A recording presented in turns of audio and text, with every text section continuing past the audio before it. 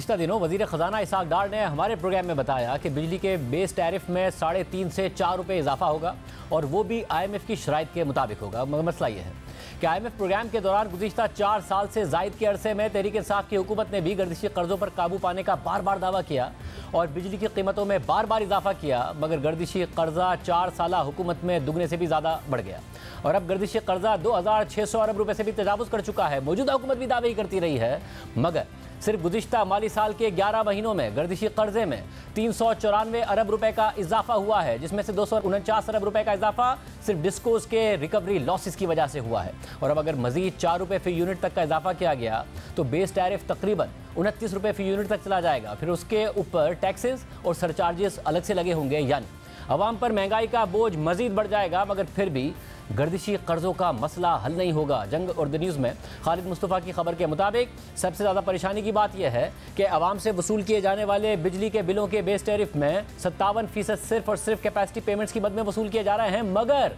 ये capacity payments अगले माली साल में बढ़कर बेस टैरिफ का 63% हो जाएंगी और बिजली पैदा करने वाले कारखाने अगर 1 यूनिट बिजली भी पैदा ना करें और बंद पड़े रहें तो भी उन्हें कैपेसिटी पेमेंट तो देनी पड़ती है। यानी एक तरफ आवाम को महंगी बिजली मिल रही है तो दूसरी तरफ वो भी घंटों की लोड शेडिंग के साथ मिल रही है। शदीद गर्मियों में डिमांड और सप्लाई का गैप 5000 मेगावाट से तजावुज़ कर गया है। आवाम को शहरी इलाकों में 10 घंटे और देही इलाकों में 16 घंटे तक की लोड शेडिंग का सामना है। यानी आवाम अपने बिलों में आधे से ज़्यादा हिस्सा सिर्फ बिजली के कारखानों की कैपेसिटी पेमेंट की मद में अदा कर रहे हैं और उन्हें बिजली भी नहीं मिल रही है, मगर उन्हें बिजली की कीमतों में इजाफा मिले जा रहा है क्योंकि IMF की डिमांड्स पूरी करनी है। मुआशी सुसरवी की वजह से गुज़िश्ता माली साल के 11 माह में 10.5% कम बिजली इस्तेमाल की गई। सिर्फ मई के महीने में बिजली की पैदावार में 16% कमी आई है। हुकूमत के पास इस सूरत हाल से निपटने के लिए क्या हिकमत अमली है? हमारे साथ मौजूद है वफाकी वज़ीर तवानाई खुर्रम सगीर साहब। खुर्रम सगीर साहब, बहुत शुक्रिया मुझे ज्वाइन करने के लिए। IMF की शराइत के मुताबिक एक और इजाफा आप करने जा रहे हैं, मगर कैपेसिटी पेमेंट का मसला हल नहीं होता नजर आता है, सर्कुलर डेट का मसला हल नहीं होता नजर आता है, वो मुसलसल बढ़े जा रहा है। आपके हुकूमत के पिछले 11 माह में पिछले माली साल के 394 अरब रुपए बढ़ गया।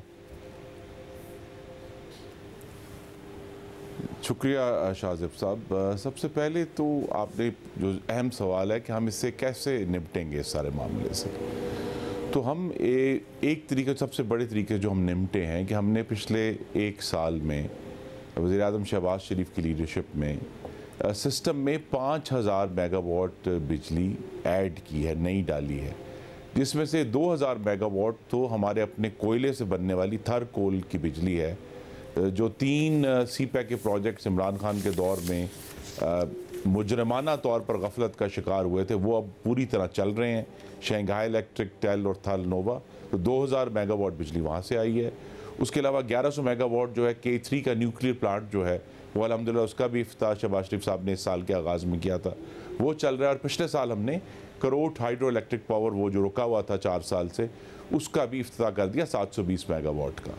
तो हमने 3800 मेगावाट बिजली तो बाकायदा तौर पे ऐड की है। और एक जो RLNG का चौथा प्लांट था जो हवेली बहादुर शाह में है, वो अभी ट्रायल फेज़ में है, लेकिन उसकी भी हम जब हमें ज़रूरत पड़ती है तो हम पूरी उसकी जो 1100 मेगावाट है वो हासिल कर लेते हैं। तो ये 5000 मेगावाट हमने सिस्टम में ऐड किए, जिसकी वजह से इस साल हमें बिजली की शॉर्टफॉल में बेहतरी हमें हुई है। हम ये नहीं कह सकते ख़त्म हुई, क्योंकि नेम प्लेट कैपेसिटी है इस वक्त सिस्टम जनरेट कितनी कर रहा है, क्योंकि लोड शेडिंग बहुत ज़्यादा है। 5000 मेगावाट का शॉर्टफॉल बताया जाता है। 11 माह में पिछले माली साल के जो बिजली की पैदावार है उसमें 10% की कमी है। सिर्फ मई के महीने में 16% की कमी है, जो LNG से 16% की कमी, कोल से 26% की कमी है। तो ये अर्ज कर रहा हूँ, ये बिजली की पैदावार में कमी की 2 वजूहात हैं। एक तो पिछले साल जो कीमतें बढ़ाई गई थी जुलाई, अगस्त और सितंबर में 3 फेजेस में, उसकी वजह से जो डिमांड है उसमें कमी आई है। दूसरा ये है कि हमने जो सबक सीखा है वो ये है कि अगरचे हमारे पास महंगी बिजली बनाने की बहुत वाफर सलाहियत इस वक्त मौजूद है, लेकिन वो पाकिस्तान के सारफीन के ऊपर एक नाकाबिले बर्दाश्त बोझ है। तो लिहाजा एक समझ बूझ के ज़रिए जो महंगे तेल के प्लांट हैं, फर्नेस ऑयल के प्लांट्स हैं या पुराने गैस पावर्ड प्लांट्स हैं, उनको हम नहीं चलाते ताकि सार्फिन पे बिल ज़्यादा ना आए। इसलिए आप देखेंगे कि नवंबर, दिसंबर, जनवरी, फरवरी, मार्च तक हमने जो फ्यूल प्राइस एडजस्टमेंट थी वो नेगेटिव थी, यानी लोगों के बिलों में कमी हुई। दूसरा इशू जो है हमारे सामने बड़ा क्लियर है कि हमें आगे जाते हुए ना सिर्फ ये जो अपने मकामी ज़राए हैं उनको बढ़ाना है, बल्कि जो पूरी कोशिश है कि सोलर के ज़रिए और विंड पावर के ज़रिए जो हाइडल के मंसूबे हैं उन पर तेज़ी से काम जारी है। तो आने वाले 3 से 5 साल में हम ये देख रहे हैं कि इंशाअल्लाह ना सिर्फ बिजली की जो सस्ती बिजली की पैदावारी जो मिकदार है उसमें इजाफा होगा, बल्कि सार्फिन के लिए कीमत भी कम होगी। IMF की डिमांड ये है, वो ये नहीं कहते कि आप कीमत बढ़ाएं, वो ये कहते हैं कि आप अपने गर्दिशी कर्जे की जो बढ़ने की जो स्पीड है उसको कम करें, उसको कम से कम करें।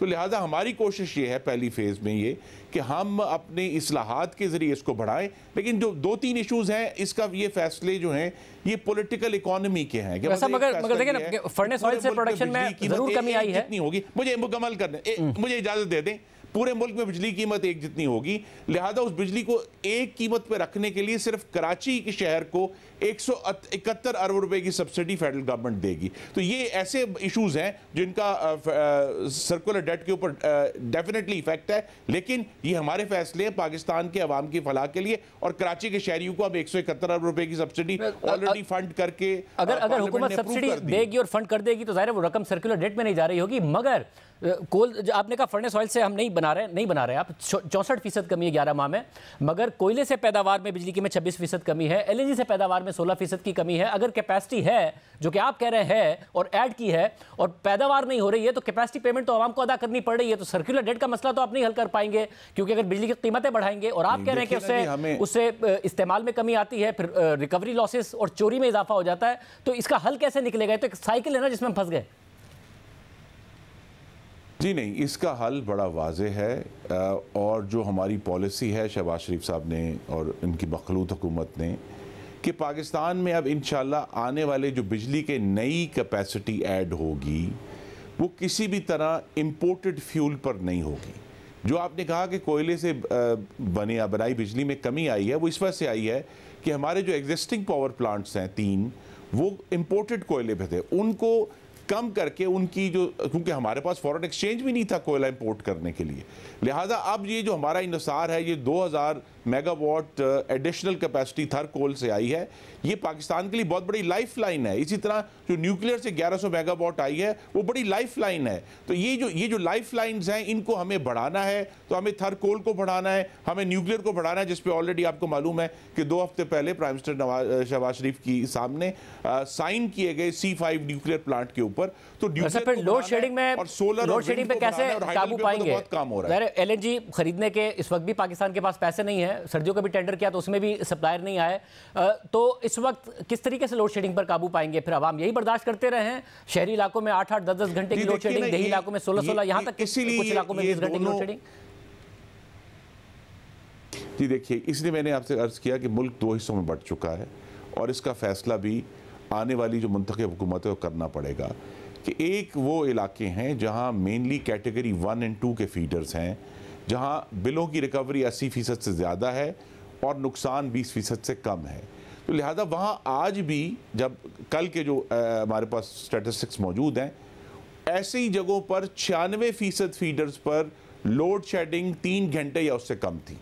सारा इशू बना हुआ है जो मुल्क का 1/4 हिस्सा है, जहाँ लॉसेस बहुत ज़्यादा हैं, जहाँ हमारे पास बिलों की रिकवरी नहीं है, और ऐसे मामलात में वो सारे लॉसेस जो हैं वो सर्कुलर डेट को में जा रहे हैं और उनकी बहुत सारी कीमत वो सार्फिन पे कर रहे हैं जो अपना बिल पूरा वक्त पर देते हैं और जो कंपनियां हैं उनको पूरा फीड करते हैं। तो लिहाजा ये एक बहुत बड़ा सीरियस इशू है कि हमें मुल्क के शमाल में, मगरिब में और जनूब में जहां मैसिव नुकसानात हैं डिस्ट्रीब्यूशन कंपनीज के, उनको कैसे मैनेज करना है। और ये इसीलिए ज़रूरी है कि उसमें होल ऑफ गवर्नमेंट अप्रोच चाहिए होगी कि तमाम जो गवर्नमेंट के इदारे हैं और फेडरल गवर्नमेंट, प्रोविंशियल गवर्नमेंट्स, वो मिलकर मुल्क के शमाल, मगरिब से और जनूब से ये बिल हासिल कर सकें, क्योंकि वस्त तो अपने बिल दे रहा है।